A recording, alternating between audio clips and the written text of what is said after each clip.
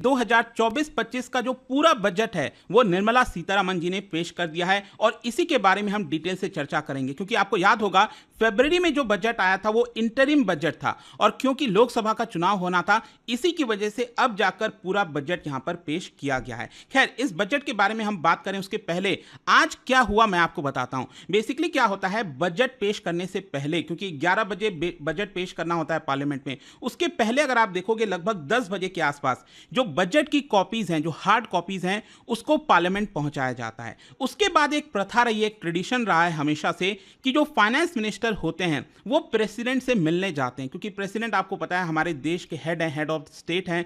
तो यहां पर क्या है कि उनसे मुलाकात करके उनको ब्रीफ करते हैं इस पूरे बजट के बारे में। उसी प्रकार से finance minister Nirmala Sitharaman ji president Draupadi Murmu से मिलने गई और यहां पर यह भी है कि द्रौपदी मुर्मू जी ने, पता ही आपको भारत में एक ट्रेडिशन है कि दही चीनी वो खिलाया जाता है कोई भी शुभ काम की शुरुआत करने से पहले। उसी प्रकार से प्रेसिडेंट मुर्मू जी ने फाइनेंस मिनिस्टर को कर्ड और शुगर जो है वो खिलाया। खैर, बजट पेश करने के पहले मैं आपको बता दूं, जो यूनियन कैबिनेट है उनको अप्रूव करना होता है बजट, तो यूनियन कैबिनेट ने भी अप्रूव कर दिया और फाइनली निर्मला सीतारमण जी पहुंच गई पार्लियामेंट। और जैसा कि आप देख सकते हैं यहां पर बजट को दिखाया जा रहा है, मतलब पहले तो क्या होता था, एक सूटकेस जैसा होता था, अब वो खत्म हो गया है क्योंकि टैबलेट के माध्यम से डिजिटल फॉर्मेट में जो बजट है वो पेश किया जाता है निर्मला सीतारमण जी के द्वारा। तो चलिए इसकी पूरी शुरुआत करते हैं और मैं एक एक चीज आपको बताऊंगा, मतलब इस बजट वीडियो में आपका कुछ भी नहीं छूटने वाला है। एक एक इंपॉर्टेंट चीजें जो आपके लिए इंपॉर्टेंट है, आम नागरिक के लिए, आपके एग्जाम पर्सपेक्टिव से, वो सब कुछ कवर हो जाएगा। सबसे पहले तो मैं आपको यह बता दूं कि हमारे संविधान के अंदर बजट शब्द का इस्तेमाल कहीं पर भी नहीं किया गया है। बेसिकली जो शब्द इस्तेमाल किया गया है वो है एनुअल फाइनेंशियल स्टेटमेंट, और संविधान में आर्टिकल 112 से लेकर 117 के बीच में आपको बजट से रिलेटेड चीजें देखने को मिलेंगी। जैसे आर्टिकल 114(3) क्या कहता है कि हमारी सरकार, देश के अंदर जो सरकार है, बिना पार्लियामेंट के अनुमति के कोई भी पैसा कंसोलिडेटेड फंड ऑफ इंडिया में से नहीं निकाल सकती, और इसीलिए यहां पर जरूरी हो जाता है कि बजट पेश किया जाए और अप्रोप्रिएशन बिल को पास कराया जाए। खैर, यहां पर कई लोगों के मन में शंका यह भी होती कि बजट इंपॉर्टेंट क्यों है हमारे लिए। देखिए, बहुत सिंपल सी चीज है, बजट हर एक नागरिक के लिए इंपॉर्टेंट होता है। इसका कारण सिंपल यह है कि यहां पर जो भी आप पैसा दे रहे हो वो सरकार के पास कैसे जा रहा है, किस फॉर्म में जा रहा है, सरकार डायरेक्ट टैक्स आपसे कितना ले रही है, इनडायरेक्ट टैक्सेस कितना ले रही है, ये हर एक नागरिक का हक होता है डेमोक्रेसी में जानना। तो इसी की वजह से बजट के माध्यम से हमें पता चलता है कि सरकार का प्लान क्या है, सरकार कैसे आपसे पैसा लेगी, कितना जो आप कमाओगे पैसा उतना टैक्स में ले लेगी। साथ ही साथ जो पैसा सरकार के पास आया, सरकार उसको कैसे खर्च करेगी, महिलाओं के ऊपर कितना होगा, यहां पर ट्राइबल्स के ऊपर कितना होगा, आम नागरिक के ऊपर कितना होगा, वो सारी चीजें सरकार क्या इंफ्रास्ट्रक्चर पर फोकस कर रही है कि नहीं, क्या देश की सुरक्षा जो हमारा डिफेंस है उसके ऊपर सरकार कितना खर्चा कर रही है, वो सारी जानकारी भी हमें बजट से मिलती है। And that is why it is very important. जहां तक सवाल है इंटरिम बजट, फुल बजट, देखिए मैंने आपको बताया ही कि चुनाव के पहले, जिस साल चुनाव होता है हर 5 साल में, तो यहां पर इंटरिम बजट आता है, क्योंकि वो सरकार के पास हक नहीं होता कि वो पूरे साल का बजट निकाले। पूरे साल का बजट निकालने का हक उसी के पास होगा ना जो सरकार चुन कर आएगी। तो वापस से क्योंकि बीजेपी चुन कर आई और एनडीए सरकार बनी है इस समय, इसलिए उनके द्वारा इसको पेश किया जा रहा है। खैर, यहां पर इस बजट को प्रिपेयर करने की रिस्पॉन्सिबिलिटी किसकी होती है मैं आपको बता दूं, फाइनेंस मिनिस्ट्री के अंदर यहां पर जो डिपार्टमेंट ऑफ इकोनॉमिक अफेयर्स है उसके अंदर आता है बजट डिवीजन। वो लोग इस पूरे बजट को प्रिपेयर करते हैं। बहुत लंबा समय लगता है, हमें लगता है कि एक दिन में 2-3 घंटे में सीतारमण जी ने यहां पर पेश तो कर दिया, लेकिन इसका प्रोसेस पिछले साल अक्टूबर के महीने से ही स्टार्ट हो जाता है कि किस मिनिस्ट्री को कितना दिया जाएगा, क्या होगा। फिर इसके अलावा यहां पर आप देख सकते हो कुछ इंटरेस्टिंग फैक्ट्स हैं, जैसे कि अगर हम longest budget speech in terms of word, जो सबसे ज्यादा शब्दों का इस्तेमाल किया गया है कौन से बजट स्पीच में, वो आपको मिलेगा अभी तक का सबसे रिवॉल्यूशनरी जो बजट था 1991 का, एलपीजी रिफॉर्म्स वाला। उसमें जो हमारे फाइनेंस मिनिस्टर थे उस समय के मनमोहन सिंह जी, उन्होंने यहां पर सबसे लंबा वर्ड्स के टर्म में बजट पेश किया था। जहां तक समय की बात है, कितने लंबे समय तक कौन से फाइनेंस मिनिस्टर ने दिया था, तो आप देख सकते हैं 2 घंटे 40 मिनट तक निर्मला सीतारमण जी ने जो 2020 का बजट पेश किया था वो था एक तरह से। खैर, यहां पर अगर हम बात करें कौन से फाइनेंस मिनिस्टर ने अभी तक सबसे ज्यादा बजट पेश किया है, तो इसमें कोई डाउट नहीं है, मोरारजी देसाई। मोरारजी देसाई ने अभी तक 10 बजट पेश किए थे और इसीलिए उनका रिकॉर्ड है, और उसके बाद पी चिदम्बरम आते हैं सेकंड नंबर पर। लेकिन यहां पर जहां तक निर्मला सीतारमण जी का सवाल है, देखिए 2023 तक उन्होंने 5 बजट पेश किए, फिर अभी इंटरिम में एक बजट पेश किया फरवरी में, प्लस ये वाला बजट पेश किया, तो टोटल मिलाकर उन्होंने अभी तक 7 बजट पेश कर दिया है। तो उनका नंबर एक्चुअली 3rd नंबर पर आ जाएगा एक तरह से। एंड यू नेवर नो, अगर यहां पर पूरा साल भर मतलब पूरे 5 साल अगर वो फाइनेंस मिनिस्टर रहती हैं तो डेफिनेटली वो मोरारजी देसाई जी का भी जो रिकॉर्ड है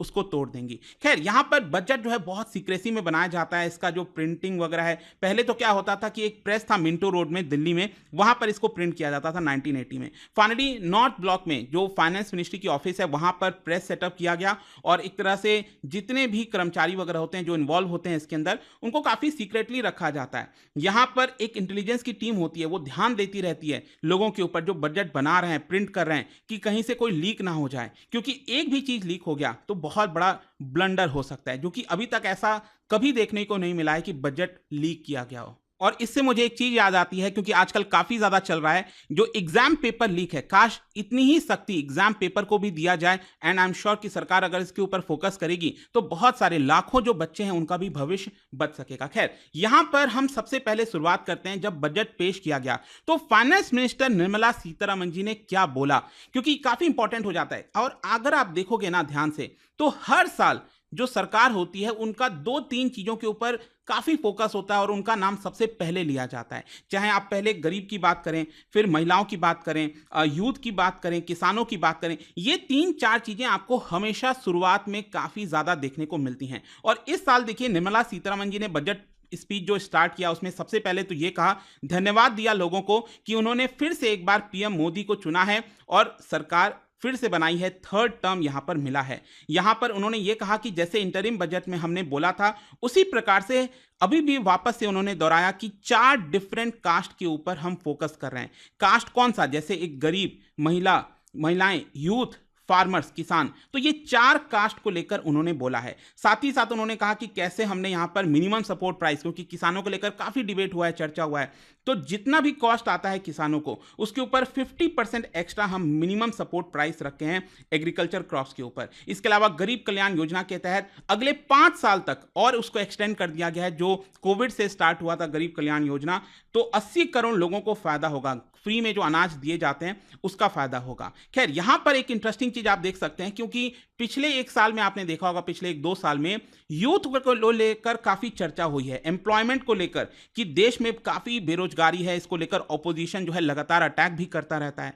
तो यहां पर अगर आप देखोगे तो निर्मला सीतारमण जी ने अपने बजट के स्टार्टिंग में ही अनएम्प्लॉयमेंट की समस्या को निपटाने के लिए कुछ चीजें कही। सबसे पहले तो उन्होंने बोला कि टोटल 5 पैकेज, प्रधानमंत्री पैकेज, टोटल 5 स्कीम्स जो हैं वो लॉन्च किए गए हैं, जिसका टोटल लागत आएगा 2 लाख करोड़, जिसके तहत लोगों को एम्प्लॉयमेंट मिलेगा, स्किल मिलेगा। वो मैं आपको आगे बताऊंगा इसके बारे में एक एक करके यहाँ पर क्या बोला गया है। एंड फर्दर आप देख सकते हो यहाँ पर फर्स्ट टाइमर्स के लिए सरकार अपनी तरफ से पैसा देगी, मैन्युफैक्चरिंग में ज्यादा जॉब क्रिएशन हो उसके लिए फोकस करेगी। ये सब मैं बाद में आऊंगा वापस, ठीक है। वुमेन स्टूडेंट्स के लिए सरकार क्या कर रही है, मैं आपको जस्ट बताना चाह रहा था कि निर्मला सीतारमण जी ने स्टार्टिंग में अपने स्पीच में किन चीजों के ऊपर फोकस किया। साथ ही साथ उन्होंने बोला कि बजट का जो थीम है वो 4 चीजों पर टिका हुआ है। एक तो है एम्प्लॉयमेंट, स्किलिंग, एमएसएमईज और middle class. MSME basically micro small medium enterprise. लेकिन इसके अलावा मैं आपको बता दूं, निर्मला सीतारमण जी ने बोला है कि यहां पर टोटल 9 प्रायोरिटीज आपको देखने को मिलेंगे।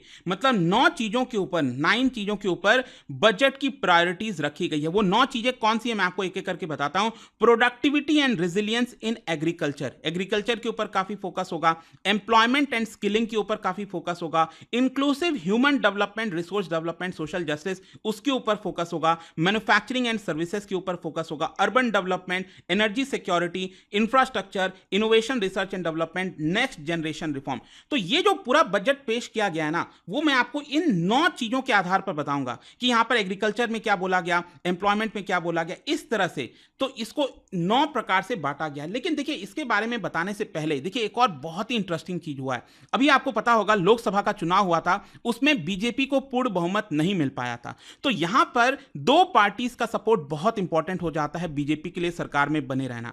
एक है आपका टीडीपी आंध्र प्रदेश के अंदर, और दूसरी है आपका बिहार के अंदर जेडीयू, नीतीश कुमार जी की पार्टी। तो अभी कल से आपने देखा होगा काफी खबरें आ रही थी, न्यूज आ रही थी कि बिहार की जो मांग थी, नीतीश कुमार जी की जो मांग थी कि बिहार को स्पेशल राज्य का दर्जा मिले ताकि और पैसा मिल पाए बिहार को, उसको नकार दिया गया है। सेंट्रल गवर्नमेंट वो नहीं करने वाली। लेकिन बजट के शुरुआत में ही आप देख सकते हो यहां पर बिहार के लिए एक स्पेशल बोनेंजा पैकेज अनाउंस किया गया। मतलब एक तरह से आप कह सकते हो कि सरकार ये नहीं कह रही है कि हम आपको स्पेशल पैकेज दे रहे हैं, क्योंकि हो सकता है इसकी वजह से फिर बहुत सारे राज्य आएंगे कि हमें भी स्पेशल पैकेज मिलना चाहिए। तो बैकडोर के थ्रू कहीं ना कहीं आप कह सकते हैं कि सरकार ने बिहार के लिए एक स्पेशल कुछ चीजें अनाउंस की हैं। वो क्या है मैं आपको बताता हूं।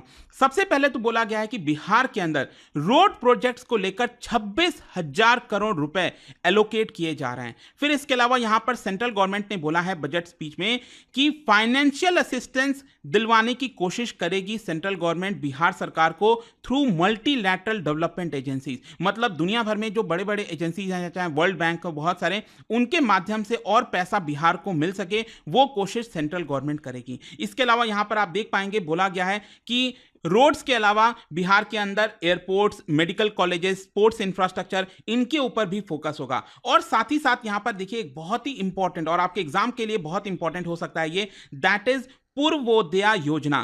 पूर्वोदया प्लान सरकार लॉन्च कर रही है, जिसके तहत ऑल राउंड डेवलपमेंट यहां पर बिहार में, झारखंड में, वेस्ट बंगाल, उड़ीसा और आंध्र प्रदेश में करेगी। मतलब ये 5 राज्य आपको ध्यान में रखना है जहां पर ये पूर्वोदया प्लान लाया जाएगा, जिसके तहत ऑल राउंड डेवलपमेंट सरकार करेगी, ऐसा बोला गया है इसके अंदर। फिर इसके अलावा मैंने आपको क्या बोला, आंध्र प्रदेश में जो टीडीपी है उनका भी सपोर्ट इंपॉर्टेंट हो जाता है। और देखिए टीडीपी को लेकर एक्चुअली क्या है ना कि आंध्र प्रदेश जब डिवाइड हुआ था, तेलंगाना नया राज्य बना था, तो सबसे बड़ी जो मांग थी आंध्र प्रदेश की वो ये थी कि उनका तो कैपिटल छिन जाएगा। अब कैपिटल क्या रहेगा, क्योंकि हैदराबाद तो चला गया तेलंगाना में, तो कैपिटल बनाने के लिए उनको बहुत बड़ा खर्चा आएगा। ये इसके लिए सेंट्रल गवर्नमेंट को मदद करनी चाहिए। तो यहां पर एक special financial support central government ने अनाउंस किया है कैपिटल सिटी बनाने के लिए आंध्र प्रदेश के अंदर। और इसमें आप देख सकते हैं कि इसी साल 15,000 करोड़ रुपए सेंट्रल गवर्नमेंट की तरफ से एलोकेट किए जाएंगे आंध्र प्रदेश में कैपिटल बनाने के लिए।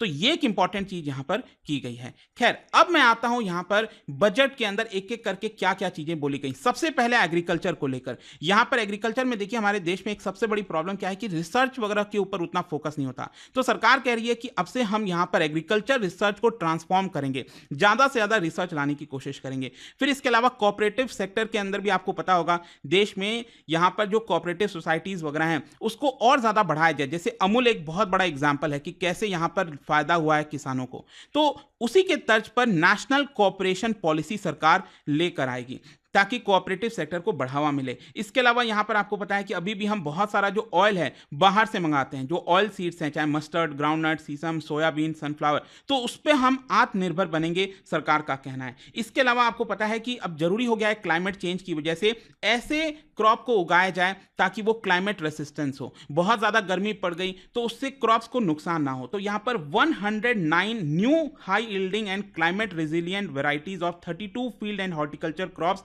ये फार्मर्स के लिए रिलीज किया जाएगा केंद्र सरकार के द्वारा। तो ये बोला गया एग्रीकल्चर के लिए। फर्दर यहां पर नेचुरल फार्मिंग को लेकर बोला गया है कि सरकार कोशिश करेगी कि 1 करोड़ फार्मर्स को देश भर में नेचुरल फार्मिंग की तरफ धकेला जाए। मतलब उनको बोला जाए कि आप नेचुरल फार्मिंग प्रैक्टिस करिए और अगले 2 साल में यहां पर सर्टिफिकेशन, ब्रांडिंग, वो सब करवाने की कोशिश की जाएगी। मतलब जो पेस्टिसाइड्स वो सब का जो इस्तेमाल होता है वो ना हो, उसी को हम नेचुरल फार्मिंग कहते हैं। फिर इसके अलावा यहां पर जो शिम्प प्रोडक्शन वगैरह है, जो फिशरमैन वगैरह हैं, उनको एक्सपोर्ट ज्यादा से ज्यादा कर सकें, उसके लिए सरकार मदद करेगी। और इसके अलावा यहां पर डिजिटल पब्लिक इंफ्रास्ट्रक्चर, बेसिकली क्या है कि जो लैंड हो गया, फार्मर्स का लैंड हो गया, इन सबको डिजिटाइज किया जाए अगले 3 सालों में, ऐसा बोला गया है फाइनेंस मिनिस्टर के द्वारा। तो एग्रीकल्चर के बाद अब बारी आती है एम्प्लॉयमेंट एंड स्किलिंग की। तो एम्प्लॉयमेंट एंड स्किलिंग के अंदर आप देख सकते हैं एक बहुत बड़ा स्टेप लिया गया और इसको लेकर काफी चर्चा चल रही है। इसको ध्यान से समझिएगा। यहां पर सबसे पहले मैंने आपको क्या बोला था, total 5 PM package scheme announce किया गया है, 5, जिसमें से 3 पैकेज स्कीम आप यहां पर देख सकते हो।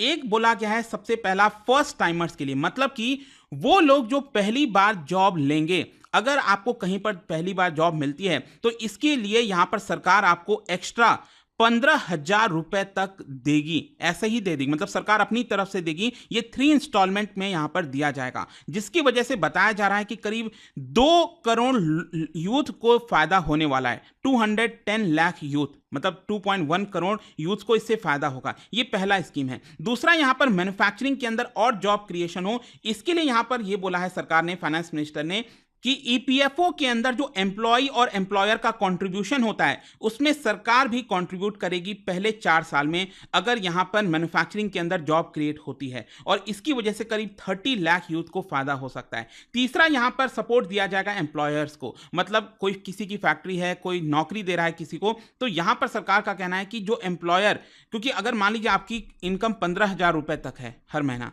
तो यहां पर आपको ईपीएफओ में कंट्रीब्यूशन करना होता है, एम्प्लॉयर को भी और एम्प्लॉय दोनों को। तो यहां पर जो एम्प्लॉयर है, अगर मान लो वो 5,000 रुपए कंट्रीब्यूट कर रहा है, तो उस केस में 3,000 रुपए तक एक तरह से ईपीएफओ का जो पैसा है वो रीइंबर्स कर दिया जाएगा। मतलब सरकार अपनी तरफ से यहां पर 3,000 रुपए एक्स्ट्रा देने वाली है, जिसकी वजह से करीब 50 लाख नौकरियां क्रिएट हो सकती हैं। तो ये पहला एम्प्लॉयमेंट को लेकर बोला गया। फिर दूसरा, अगेन आप देख सकते हो, मतलब 3 वो स्कीम हो गए। चौथा वाला स्कीम ये रहा पीएम पैकेज के अंदर, इसमें यह बोला गया है कि स्किल किया जाएगा, 20 लाख यूथ्स को स्किल प्रोवाइड किया जाएगा अगले 5 साल में। साथ ही साथ 1000 इंडस्ट्रियल ट्रेनिंग इंस्टीट्यूट जो है उसको अपग्रेड किया जाएगा, और उसके अंदर यहां पर जो कंटेंट है, जो कोर्स कंटेंट हो गया, डिजाइन हो गया, वो सब कुछ इंडस्ट्री के नीड के हिसाब से होगा, इंडस्ट्री को जो रिक्वायरमेंट है। क्योंकि आज के डेट में आप अक्सर सुनते होंगे लोगों ने ग्रेजुएशन तो कर लिया, लेकिन उनके पास स्किल नहीं है, तो इंडस्ट्री को वो स्किल कौन सी चाहिए, उसके आधार पर उनको स्किल दी जाएगी इन ट्रेनिंग इंस्टीट्यूशंस के अंदर।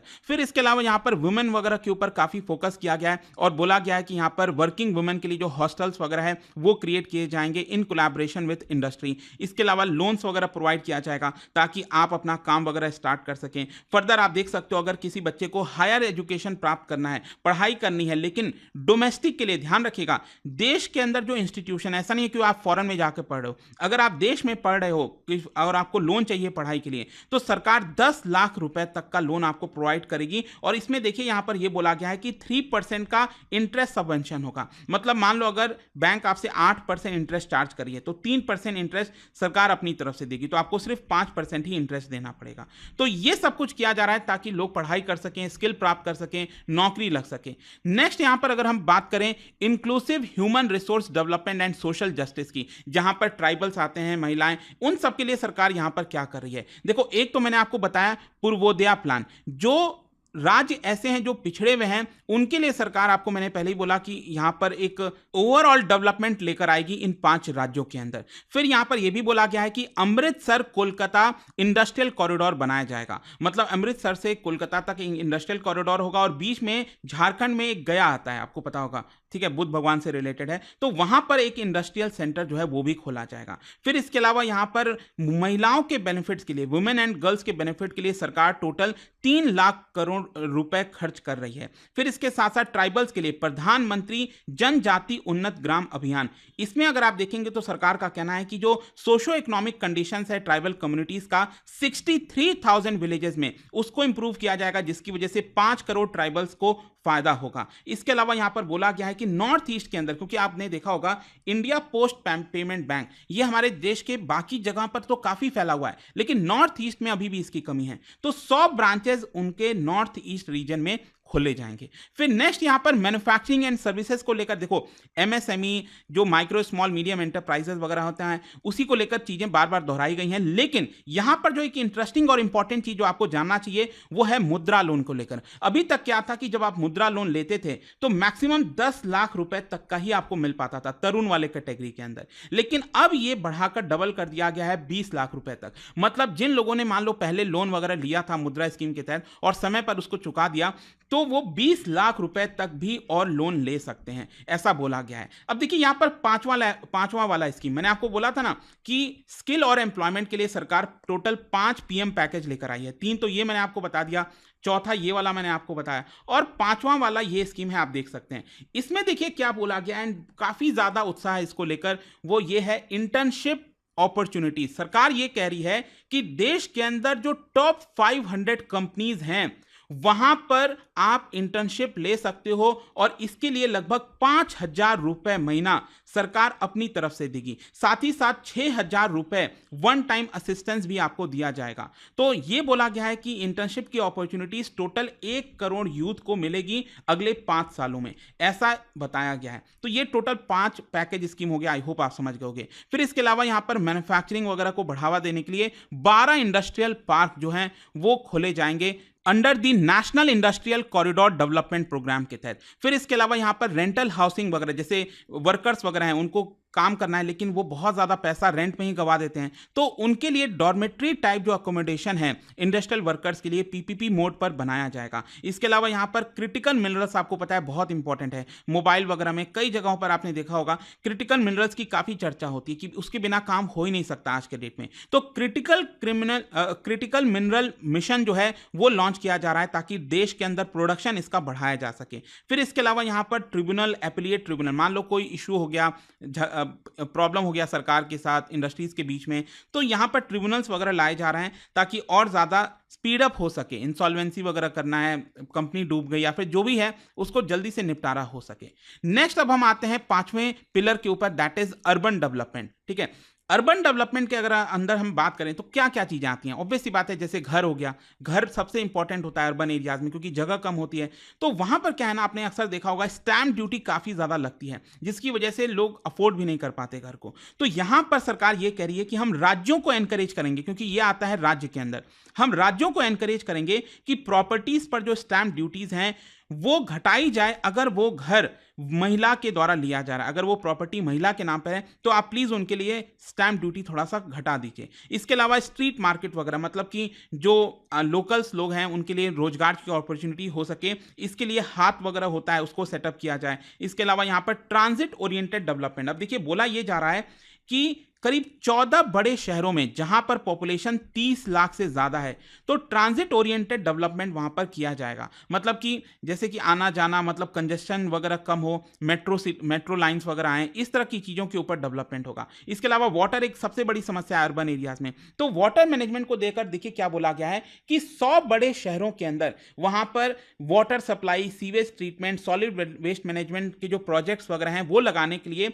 यहां पर सरकार पैसा उपलब्ध कराने की कोशिश करेगी ताकि बैंक्स वगैरह से लोन मिल सके और उन शहरों के अंदर इस तरह के प्रोजेक्ट्स लगाए जा सकें ताकि लोगों को रेगुलर वाटर की सप्लाई आ सके। फिर इसके अलावा गरीबों के लिए अर्बन एरियाज में रहने के लिए जो जगह है, हाउसिंग की नीड्स है, इसके लिए आपको पता होगा सरकार ने प्रधानमंत्री आवास योजना अर्बन ये स्टार्ट किया था। तो इसका जो सेकंड वाला वर्जन है, इसके तहत सरकार कह रही है कि 1 करोड़ अर्बन पुअर और मिडिल क्लास फैमिलीज के लिए यहां पर हम घर प्रोवाइड करेंगे और इसके लिए 10 लाख करोड़ तक का इन्वेस्टमेंट किया जाएगा। इसके अलावा मान लो कोई रेंट वगैरह पर रह रहा है, उनके लिए ट्रांसपेरेंसी हो, रेंटल वगैरह जो चीजें होती हैं उसको और थोड़ा सा सरल बनाया जाएगा। नेक्स्ट हम पिलर पर आते हैं, that is energy security. Energy security को लेकर देखिए क्या बोला गया है, मतलब बिजली वगैरह जो प्रोवाइड की जाती हैं लोगों को। तो यहां पर देखिए क्या है कि बड़े बड़े न्यूक्लियर पावर प्लांट्स लगाने के बजाय सरकार अब ये कह रही है कि हम भारत स्मॉल रिएक्टर्स ये बनाएंगे। और देखिए पहली बार यहां पर ऐसा हो रहा है कि सरकार प्राइवेट सेक्टर को इसके अंदर इन्वॉल्व करी है, क्योंकि न्यूक्लियर पावर वगैरह में प्राइवेट सेक्टर को यूजुअली इन्वॉल्व नहीं किया जाता है, लेकिन सरकार कह रही है कि छोटे छोटे न्यूक्लियर प्लांट्स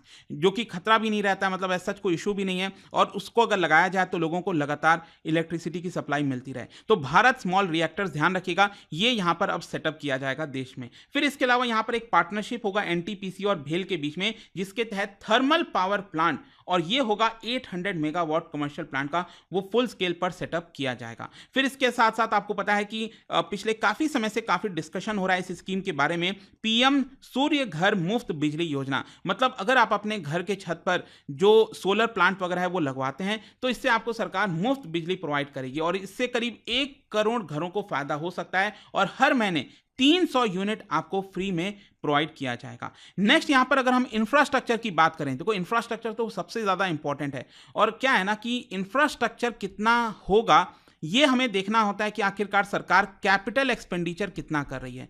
तो देखिए क्या है ना कि इंटरिम बजट में जो फरवरी में बजट आया था उसी में सरकार ने कह दिया था हम 11 मतलब 11.11 लाख करोड़ रुपए खर्च करेंगे, तो उसको बरकरार रखा गया है। मतलब 2024-25 ये जो करंट फाइनेंशियल ईयर चल रहा है, इसमें सरकार 11.11 लाख करोड़ रुपए इंफ्रास्ट्रक्चर के ऊपर खर्च करना चाहती है, और ये अमाउंट कह सकते हैं आप लगभग 3.4% ऑफ जीडीपी। और ये एक अच्छी बात है, क्योंकि लेट मी टेल यू, जो कैपिटल एक्सपेंडिचर अगर आप देखोगे ना, पहले तो काफी कम था। इनफैक्ट 5 साल पहले आप देखिए तो सरकार हार्डली 3.5 लाख करोड़, 3 लाख करोड़ इस तरह से खर्च करती थी। पिछले 5 साल में यह अमाउंट बढ़कर अब 11-12 लाख करोड़ हो गया है, जो कि एक अच्छी बात है। फिर इसके अलावा सरकार ये भी कह रही है कि राज्य जो हैं, जो स्टेट्स हैं हमारे देश के अंदर 28 स्टेट्स, वहां पर ज्यादा से ज्यादा और इंफ्रास्ट्रक्चर बने, उनको 1.5 लाख करोड़ रुपए long term interest free loan दिया जाएगा। लॉन्ग टर्म मतलब आप समझ रहे हो ना, राज्यों के लिए लॉन्ग टर्म होता है 40 साल, 50 साल, तो इतने लंबे लंबे वाले जो लोन है वो राज्यों को दिए जाएंगे इंटरेस्ट फ्री।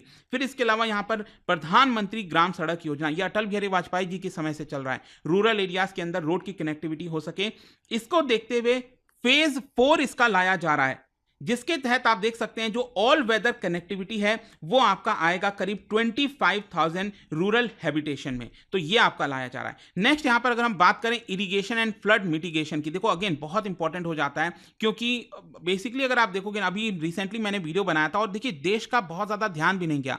आसाम के अंदर काफी बड़ा अभी फ्लड आया था, लेकिन बहुत लोग फोकस नहीं कर पाए।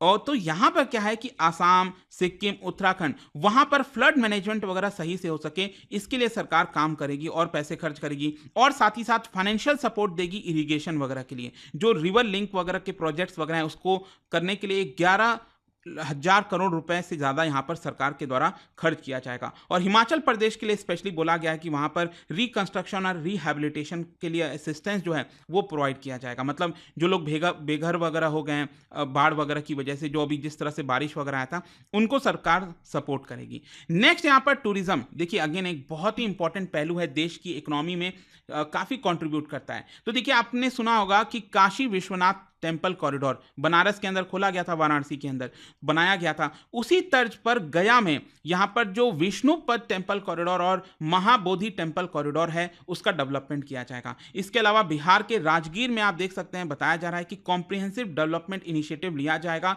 ताकि जो भी श्रद्धालु वहां पर आते हैं उनके लिए और सहूलियत हो सके। इसके अलावा बिहार में ही आप देख सकते हैं नालंदा में फर्दर डेवलपमेंट होगा। रिसेंटली आपको याद होगा नालंदा यूनिवर्सिटी का ओपन किया गया था, तो वहां पर और टूरिस्ट आ सकें इसके लिए कोशिश करेगी सरकार। और साथ ही साथ उड़ीसा के लिए स्पेशली बोला गया है कि वहां पर scenic beauty, temple, monuments, craftsman, उन सबको भी बढ़ावा दिया जाएगा कि और ज्यादा टूरिज्म उड़ीसा के अंदर बढ़ सके। और ध्यान रखिएगा इस बार उड़ीसा में बीजेपी की सरकार बनी है, नवीन पटनायक जी की जो काफी समय से जो सरकार थी वो हट गई है। फिर नेक्स्ट यहां पर इनोवेशन, रिसर्च और डेवलपमेंट के लिए कहा गया है। मतलब देखिए बोलने के लिए तो सरकार हर साल बजट के अंदर ये चीजें ले आती हैं कि इनोवेशन करेंगे, रिसर्च एंड डेवलपमेंट पर ज्यादा फोकस करेंगे, लेकिन भारत में आपको उतना बढ़ चढ़कर ये देखने को नहीं मिल रहा है। लेकिन स्टिल यहां पर सरकार कह रही है कि हम अनुसंधान नेशनल रिसर्च फंड जो है वो क्रिएट कर रहे हैं, ताकि जो बेसिक रिसर्च, प्रोटोटाइप डेवलपमेंट हो गया उसको हम स्टार्ट कर सकें। इसके अलावा private sector driven research and innovation को फर्दर पुश किया जाएगा और इसके लिए करीब 1 लाख करोड़ रुपए तक खर्च किए जाएंगे।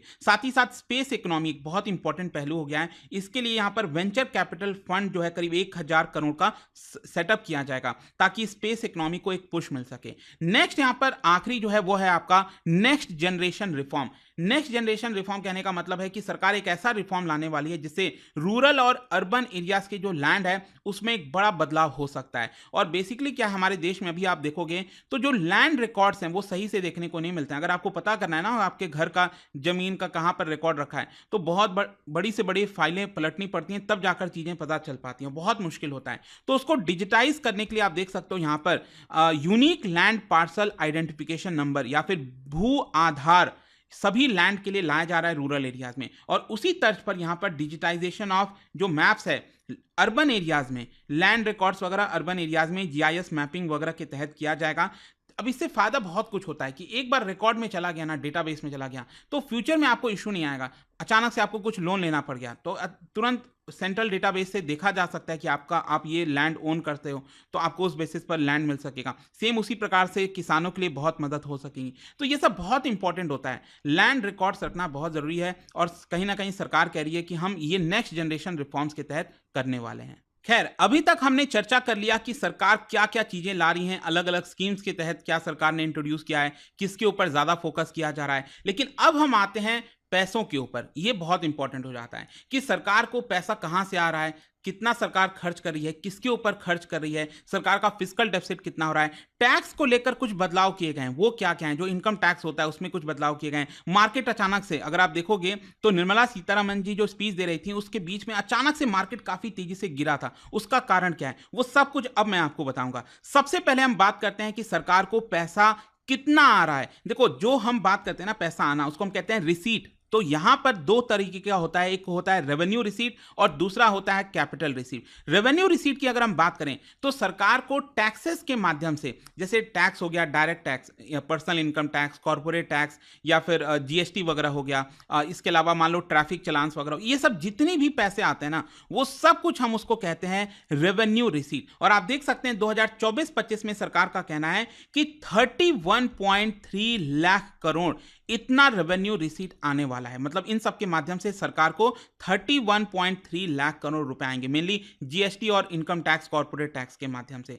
फिर कैपिटल रिसीट क्या होता है? कैपिटल रिसीट बेसिकली क्या है ना, कि सरकारी कंपनीज वगैरह होती हैं, आपने देखा होगा डिसइन्वेस्टमेंट करती है, तो सरकार को उससे पैसा मिलता है जब सरकार उसको बेचती है। फिर इसके अलावा क्या है कि अक्सर आपने देखा होगा कि हर बजट में सरकार ज्यादा खर्च करती है, तो जो खर्च करती है ज्यादा, वो कहां से आएगा? सरकार को बोरो करना होगा, तो जो सरकार लोन लेगी, बोरो करेगी, वो सब कुछ आपको यहां पर दिखेगा कैपिटल रिसीट के अंदर। तो 2024-25 में बताया गया है कि सरकार का कैपिटल रिसीट होगा 16.9 लाख करोड़ रुपीस। मतलब ये आपको दोनों ऐड कर दीजिए, रेवेन्यू रिसीट से कितना आ रहा है 13.3 लाख करोड़, कैपिटल रिसीट से आ रहा है 16.9 लाख करोड़। आई थिंक ये कितना होगा, ये आई थिंक शायद होना चाहिए 48.2 लाख करोड़। तो ये सरकार के पास पैसा आने वाला है 2024-25 में, ये समझ गए हम। फिर सरकार पैसा कितना खर्च कर रही है, कैसे? अब ऑब्वियस सी बात है, जितना आ रहा है खर्च कर रही है, लेकिन थोड़ा सा एक्स्ट्रा खर्च करती है, इसको हम कहते हैं इफेक्टिव कैपिटल एक्सपेंडिचर। जैसे कि दो तरीके से सरकार खर्चा करती है, एक होता है रेवेन्यू एक्सपेंडिचर, दूसरा होता है effective capital expenditure. Capital expenditure मैंने आपको बताया था ना अभी, बहुत इंपॉर्टेंट है। जब सरकार इंफ्रास्ट्रक्चर पर खर्च करती है, रोड्स बनाने में, कनाल्स बनाने में, मतलब वो चीजों पर सरकार खर्चा करती है जिससे एसेट क्रिएट होता है, सरकार को उससे रिटर्न आता है फ्यूचर में। तो जितना ज्यादा सरकार कैपिटल एक्सपेंडिचर पर खर्च करेगी उतनी अच्छी बात है। तो आप देख सकते हैं यहां पर रेवेन्यू एक्सपेंडिचर काफी हद तक बढ़ गया है सरकार का, क्योंकि पिछले 3 वर्ष से जो रेवेन्यू एक्सपेंडिचर है वो 34-35 लाख करोड़ के आसपास था, लेकिन अब यह बढ़कर हो गया है 37 लाख करोड़। मतलब सरकार जो सैलरी पे कर रही है, पेंशन पे कर रही है, ये सारी चीजें रेवेन्यू एक्सपेंडिचर के अंदर आती है। तो ये ध्यान में रखना है। और हमेशा यही बोला जाता है कि जो आपका रेवेन्यू रिसीट्स है ना, उससे ज्यादा नहीं होना चाहिए रेवेन्यू एक्सपेंडिचर। और रेवेन्यू रिसीट कितना है 31.3 लाख करोड़, और सरकार खर्च कितना करी है 37.1 लाख करोड़। मतलब ये कहीं ज्यादा आपको देखने को मिलेगा। तो कहीं ना कहीं सरकार को इसको थोड़ा सा कंट्रोल करने की कोशिश करनी चाहिए। खैर, ये हो गया रेवेन्यू एक्सपेंडिचर। और उसी प्रकार से मैंने आपको क्या बोला था, कैपिटल एक्सपेंडिचर कितना है, ये है 11.1 लाख करोड़। लेकिन इसके अलावा भी क्या है ना कि सरकार यहां पर 4 लाख करोड़ रुपए एक्स्ट्रा खर्च करी। जो मैंने आपको बताया था कि सरकार लोन वगैरह देगी, जैसे उनको राज्यों को इंटरेस्ट फ्री लोन वगैरह मिलेगा, इस तरह की बहुत सारी जो पैसे हैं, जैसे बिहार के लिए स्पेशल कुछ कर रही है, आंध्र प्रदेश के लिए, तो वो सारी चीजों को देखते हुए ये बढ़ गया है और ये हो गया है 15 लाख करोड़ रुपए। तो ये ओवरऑल खर्चा करने वाली है सरकार। और जाहिर सी बात है, जब सरकार ज्यादा खर्चा करती है तो उसकी वजह से होता है डेफिसिट, जिसको हम कहते हैं फिस्कल डेफिसिट। और ये नंबर बहुत इंपॉर्टेंट है, क्योंकि दुनिया भर में जो निवेशक होते हैं ना, वो इसी नंबर के ऊपर फोकस करते हैं कि यहां पर इनके देश में कितना फिस्कल डेफिसिट है। मतलब कहीं सरकार बहुत ज्यादा तो खर्चा नहीं कर दे रही है। जैसे कि अगर मैं आपसे कहूं कि अगर मान लो 1000 रुपए सरकार की आमदनी है, सरकार खर्चा कर रही है 1200 रुपए, तो 200 रुपए क्या है, ये फिस्कल डेफिसिट है। लेकिन अगर हम इसको परसेंटेज ऑफ जीडीपी कहें, जैसे कि मान लो अगर मैं कहता हूं कि हमारे देश की जीडीपी 1000 रुपए है और हमारा डेफिसिट कितना आया, फिस्कल डेफिसिट, ये 200 रुपए आया, मतलब कितना परसेंट ऑफ जीडीपी आया, ये आया 20% ऑफ जीडीपी। आई होप आप समझ गए होंगे। तो क्या है ना कि यहां पर बोला गया है कि 2024-25 में जो फिस्कल डेफिसिट है वो 4.9% ऑफ जीडीपी होने वाला है। और ये बहुत अच्छी चीज है। ये मैं कहूंगा कि सरकार ने काफी अच्छा काम किया इसको लेकर, क्योंकि मैं आपको बताता हूं, एक्चुअली 2020-21 में क्या हुआ था, हमारा फिस्कल डेफिसिट बहुत शूट कर गया था, क्योंकि आमदनी वगैरह एकदम कम हो गई थी, टैक्सेस वगैरह आ नहीं पाए थे, जीएसटी वगैरह एकदम नीचे चला गया था, तो सरकार को ज्यादा बोरो करना पड़ा अचानक से कोविड के समय, और हमारा फिस्कल डेफिसिट चला गया 9.2% ऑफ जीडीपी। फिर उसके बाद से धीरे धीरे सरकार कम कर रही है। और मैं आपको बता दूं, इंटरिम बजट में सरकार ने कहा था कि 2024-25 में हम फिस्कल डेफिसिट का टारगेट है हमारा 5.1%, जो कि अगेन अच्छी चीज थी, क्योंकि ज्यादातर लोग मान के चल रहे थे 5.2% होगा, तो सरकार ने और कम किया 5.1%। लेकिन एक्चुअल में अब यहां पर सरकार ने बोला है कि 5.1% भी नहीं, हम इसको रखेंगे 4.9%। और इसीलिए मैं कह रहा हूं कि ये फिस्कल डेफिसिट का जो नंबर है वो बहुत अच्छा है। और अगले साल 2025-26 में जो अगला फाइनेंशियल ईयर होगा, इसमें सरकार इसको फर्दर नीचे लेकर आएगी और वो करेगी 4.5%। खैर, यहां पर एक और इंटरेस्टिंग चीज होता है जो बहुत से लोग जानना चाहते हैं कि सरकार मान लो 1 रुपए कमा रही है या फिर 100 रुपए कमा रही है, उसमें से कितना सरकार के पास किस माध्यम से आ रहा है, और 100 रुपए जो खर्च कर रही है वो सरकार किन चीजों पर खर्च कर रही है। जैसे कि सबसे पहले हम बात करते हैं कि सरकार को कहां कहां से पैसा आ रहा है। तो मान लो अगर टोटल 100 रुपए सरकार के पास आ रहा है, तो इसमें से 27 रुपए तो सिर्फ बोरोइंग और लायबिलिटीज की वजह से आ रहा है। मतलब कि सरकार यहां पर बहुत सारा रुपए बोरो करती है, और इसीलिए क्या है, जनरेशन दर जनरेशन ये लगातार पाइलअप हो जाता है, बढ़ता जाता है, और इसी के कारण है जिसकी वजह से आप देखोगे कि जो हमारा खर्चा भी होता है ना, वो सबसे ज्यादा आपको इंटरेस्ट पेमेंट पर खर्चा होता है। खैर, यहां पर सबसे ज्यादा पैसा बोरोइंग की वजह से आया 27%। ठीक है, फिर सेकंड नंबर पर आता है इनकम टैक्स, जो हम बात करते हैं ना, जो पर्सनल इनकम टैक्स जिसमें कुछ चेंजेस हुआ है वो मैं आपको आगे बताऊंगा। तो इनकम टैक्स के माध्यम से करीब 19 रुपए आता है, 19% आता है। फिर थर्ड नंबर पर है आपका जीएसटी और बाकी के टैक्सेस, करीब 18%, और 17% पैसा आता है कॉर्पोरेशन टैक्स, मतलब कंपनीज वगैरह जो टैक्स पे करती हैं वहां से ये आता है। और फिर बाकी के भी नंबर्स आप देख सकते हो, जैसे नॉन टैक्स रिसीट हो गया, जैसे कि यहाँ पर यूनियन एक्साइज ड्यूटीज हो गया, कस्टम ड्यूटी हो गया, इन सबसे सरकार को बाकी के पैसे आते हैं। लेकिन सरकार अगर 100 रुपए खर्च कर रही है तो कहां कहां पर खर्च कर रही है? देखो, एक तो क्या है ना कि सबसे बड़ा हिस्सा सरकार का कहां जाएगा पैसे का, ऑब्वियस सी बात है राज्यों को, क्योंकि राज्यों के पास पैसा आएगा तभी तो राज्य भी खर्च कर पाएंगे। तो जितना भी 100 रुपए है, मान लो इसमें से 21 रुपए तो राज्यों के पास चला जाता है, जाहिर सी बात है, क्योंकि वो टैक्स डिवोल्यूशन होता है ना, हम सबको पता है। फिर इसके अलावा दूसरे नंबर पर है इंटरेस्ट पेमेंट। सोच के देखिए, सरकार 100 रुपए इस साल खर्च कर रही है, तो उसमें से 19 रुपए सिर्फ इंटरेस्ट देने में ही चला जाएगा। मतलब इतने वर्षों से सरकारों ने, जो इतनी सारी सरकारें आई हमारे देश के अंदर, वो बोरो करती गई, तो उसके ऊपर हर साल हमारा इंटरेस्ट बढ़ता जाता है, देना पड़ता है, तो उतना सारा पैसा इधर चला गया। फिर यहां पर थर्ड नंबर पर है सेंट्रल सेक्टर स्कीम, मतलब कि सरकार जो स्कीम्स लेकर आती है, राज्यों में इंप्लीमेंट किया जाता है, उसके लिए हो गया आपका करीब 16% पैसा वहां पर चला जाता है। फिर बाकी का हिस्सा आप देख सकते हो, जैसे फाइनेंस कमीशन ने कुछ बोला होगा कि आप इसको इतना और ट्रांसफर कर दीजिए, 9% उधर चला गया। उसी प्रकार से सेंट्रली स्पॉन्सर्ड स्कीम होता है, उसमें करीब 8% चला जाता है। अदर एक्सपेंडिचर, पेंशन हो गया, डिफेंस हो गया, करीब 8%, मतलब हर 100 रुपए में से 8 रुपए हमारा सिर्फ और सिर्फ डिफेंस के ऊपर खर्चा हो जाता है। फिर बाकी सब्सिडीज हो गई। फिर इसके अलावा यहां पर सरकार का जो मेजर एक्सपेंडिचर है, अगर आप इसको देखना चाहते हैं तो आप देख पाओगे, दैट इज डिफेंस के ऊपर सरकार टोटल कितना खर्चा करी है, 4.5 lakh crore rupees. Rural development के ऊपर सरकार 2.65 लाख करोड़ खर्च कर रही है। एग्रीकल्चर के ऊपर 1.5 लाख करोड़ रुपए खर्च कर रही है। Home affairs 1.5 lakh crore, education के ऊपर 1.25 लाख करोड़, आईटी टेलीकॉम जो है उसके ऊपर 1.16 लाख करोड़, हेल्थ के ऊपर 89,000 करोड़, एनर्जी 68,000 करोड़। ये कुछ मेजर एक्सपेंडिचर है, वो आप देख पाएंगे। फिर इसके अलावा करंट अकाउंट डेफिसिट का सरकार ने नंबर दिया, ये कम हो गया है, मतलब अच्छी बात है, क्योंकि जो हम ट्रेड करते हैं, जाहिर सी बात है हम ज्यादा इंपोर्ट कराते हैं, जैसे ऑयल हो गया, क्रूड ऑयल वगैरह हो गया, उसकी वजह से हमारा करंट अकाउंट डेफिसिट होता है। खैर, ये सब हम चर्चा करते रहते हैं। और जीडीपी का भी जहां तक सवाल है, कल मैंने जो इकोनॉमिक सर्वे आया था उसमें बताया भी था कि इस साल हमारी देश की जो जीडीपी है, मतलब पिछला जो फाइनेंशियल ईयर गया है 2023-24 का, देश की जीडीपी रही 8.2%, और इस साल 2024-25 में जो हमारी देश की जीडीपी रहने का अनुमान है वो होगा लगभग 6.5% से लेकर 7% के बीच में, ऐसा यहां पर बताया जा रहा है। तो अब देखें क्या होता है। खैर, लास्ट में अब मैं आपको बताता हूं टैक्सेस को लेकर क्या बोला गया है। एक तो सरकार ये कह रही है कि हम टैक्सेस को सिंप्लीफाई करना चाहते हैं। आपको पता होगा इनकम टैक्स, एक एक्ट है इनकम टैक्स का 1961 का, सरकार इसको रिव्यू करने वाली है। और निर्मला सीतारमण जी ने अपने इस बजट स्पीच में कहा कि 6 महीने के अंदर अंदर यहां पर ये रिव्यू हो जाएगा, और हो सकता है कि सरकार एक नया कानून लेकर आए। 1961 वाला जो कानून है इनकम टैक्स का, क्योंकि इसमें बहुत से चीजें हैं, इश्यूज हैं, और इसको लेकर अक्सर कंप्लेन किया जाता है। मैं चाह रहा हूं कि इसको बदला जाए और अगर ऐसा हो पाता है तो एक बहुत ही अच्छी बात होगी। फिर इसके अलावा यहाँ पर लिटिगेशन अपील्स वगैरह जो होते हैं उसको सिंप्लीफाई किया जा रहा है। इनफैक्ट आपने देखा होगा हर साल ये होता है, हर बजट के अंदर फाइनेंस मिनिस्टर अनाउंस करते हैं कि पिछले बार का जो टैक्सेस था जिन लोगों ने पे नहीं किया, हम उनको थोड़ा सा एक विंडो दे रहे हैं, सहूलियत दे रहे हैं कि अगर वो अभी भी देना चाहें तो दे सकते हैं, तो यहां पर कोई भी प्रॉब्लम नहीं होगा, उनके ऊपर इंटरेस्ट वगैरह नहीं लगाया जाएगा। फर्दर निर्मला सीतारमण जी ने कहा कि हमारे देश में अभी भी बहुत से लोग टैक्स नहीं देते हैं, तो टैक्स बेस बढ़ाया जाए।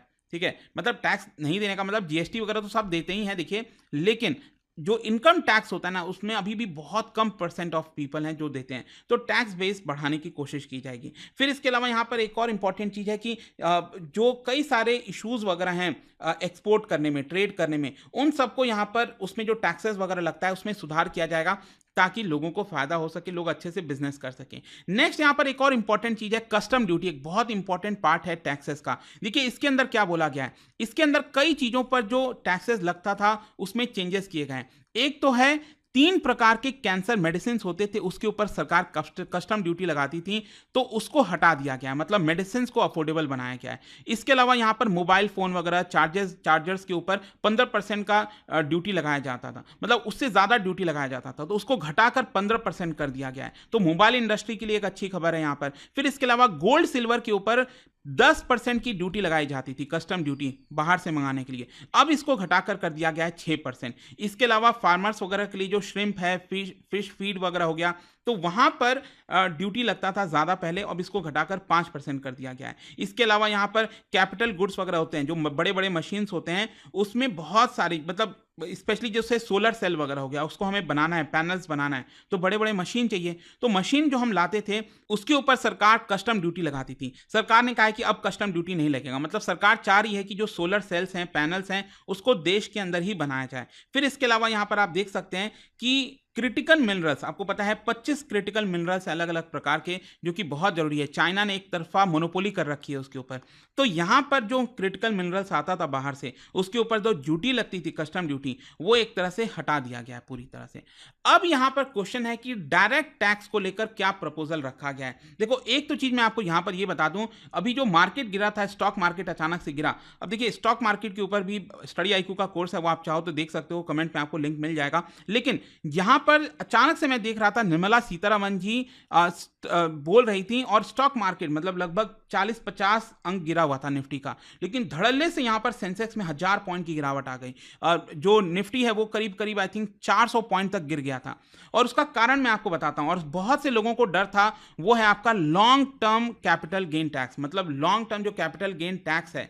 अब इसका मतलब क्या होता है मैं आपको समझाता हूं। जैसे कि मान लीजिए आपके पास कोई कैपिटल एसेट है, एसेट कहने का मतलब जैसे शेयर हो गया, अगर आपके पास मान लो टाटा का, रिलायंस का कोई शेयर पड़ा है और 1 साल से ज्यादा आप वो शेयर रख रहे हो, और उससे जो आपको गेन हो रहा है, मतलब हो सकता है ना कि पहले आपका जो है वो शेयर आपने लिया होगा 500 रुपए में और आपने बेचा उसको 5000 रुपए में, तो 4500 रुपए का फायदा हुआ, तो ये क्या है, गेन है। तो 1 साल से ज्यादा तक अगर आप उसको रखते हो और आपको गेन होता है, उसको हम कहते हैं लॉन्ग टर्म कैपिटल गेन। तो पहले इसके ऊपर टैक्स लगाती थी सरकार 10%, और इसको बढ़ाकर कर दिया सरकार ने 12.5%। तो ये मार्केट के लिए नेगेटिव सेंटीमेंट है, और इसीलिए स्टॉक मार्केट अचानक से गिरा था। जहां तक शॉर्ट टर्म गेन का सवाल है, मतलब 1 साल के अंदर अंदर आप उसको खरीद कर बेच देते हो, तो उसके ऊपर 20% टैक्स लगता है। इसके अलावा देखिए यहां पर एक चीज किया है सरकार ने, वो ये है कि जो छोटे लोग हैं जिनको बहुत ज्यादा कैपिटल गेन नहीं होता, उनके लिए कहा है कि हम वो लिमिट बढ़ाकर 1.25 लाख पर ईयर कर रहे हैं। मतलब अगर आपको कैपिटल गेन हो रहा है, लॉन्ग टर्म कैपिटल गेन हो रहा है 1.25 लाख रुपए तक का, तो आपके ऊपर हम कोई टैक्स नहीं लगाएंगे, उनको एग्जेम्प्ट कर दिया गया है। तो इससे मिडिल इनकम फैमिलीज को, लोअर इनकम फैमिलीज को फायदा होगा। लेकिन आज जो बड़े बड़े लोग हैं, जो रिच पीपल हैं, जिनको बहुत सारा कैपिटल गेन का टैक्स होता है, उनके ऊपर एक तरह से सरकार टैक्स लगाएगी। इसके अलावा एंजल टैक्स, देखो इससे बहुत से जो स्टार्टअप्स हैं, बिजनेस कम्युनिटी में बहुत नाराजगी थी, क्योंकि एंजल टैक्स क्या होता है, वो मतलब एंजल, आपको पता होगा इन्वेस्टर्स के बारे में, कि जो स्टार्टअप्स वगैरह हैं, जो अभी मतलब जस्ट स्टार्ट हुए हैं, उनका कुछ आइडिया है कि हम ऐसा करेंगे, हो सकता है आगे चलकर वो बहुत बड़ा बिजनेस बन जाए। तो उस तरह के बिजनेस में क्या है कि एंजल जो इन्वेस्टर है वो आता है, उनको कुछ रुपए देता है, तो उसके ऊपर भी सरकार टैक्स लगाने लग गई थी, जो कि कहीं ना कहीं ये गलत था, बहुत से लोगों का मानना था। अब जाकर फाइनली सरकार ने डिसाइड किया कि एंजल टैक्स नहीं लगेगा। और एक और इंपॉर्टेंट चीज किया है सरकार ने कि फॉरेन कंपनीज के ऊपर जो पहले कॉर्पोरेट टैक्स लगता था वो था 40%, इसको गिराकर कर दिया है सरकार ने 35%। ये इंपॉर्टेंट हुआ है। नेक्स्ट जहां तक सवाल है पर्सनल इनकम टैक्स का, इसमें बहुत से लोग जानना चाहते हैं कि इसमें क्या बदलाव हुआ है, मैं आपको बताता हूं। देखिए यहां पर थोड़ी बहुत चीजें की गई हैं, वो बेसिकली क्या है कि आपको याद होगा कि अभी इस समय देश में दो तरीके का टैक्स रिजीम चल रहा है। एक तो जो पहले से चलता आ रहा था 2021 के पहले से, ठीक है, वो इस तरह का स्लैब था यहां पर कि 5% टैक्स, 20% और 30%, मतलब 10 लाख के ऊपर वाले जितने इनकम है उस पर 30% टैक्स लगेगा। लेकिन सरकार ने नया टैक्स रिजीम निकाला, अलग अलग स्लैब यहां पर निकाले, और इसमें आप देख सकते हो अलग अलग स्लैब आपको 5%, 10%, 15, 20 और 30 देखने को मिलेगा। तो यहां पर क्या किया है कि जो नया वाला टैक्स रिजीम है, अब कोई भी टैक्स पेयर है वो जो चाहे चूज कर सकता है, अगर उसको पुराने वाले पर रहना है वो ले सकता है, नए वाले पर रहना है। लेकिन नए वाले में चेंजेस किया गया है, और क्या चेंज है मैं आपको बताता हूं।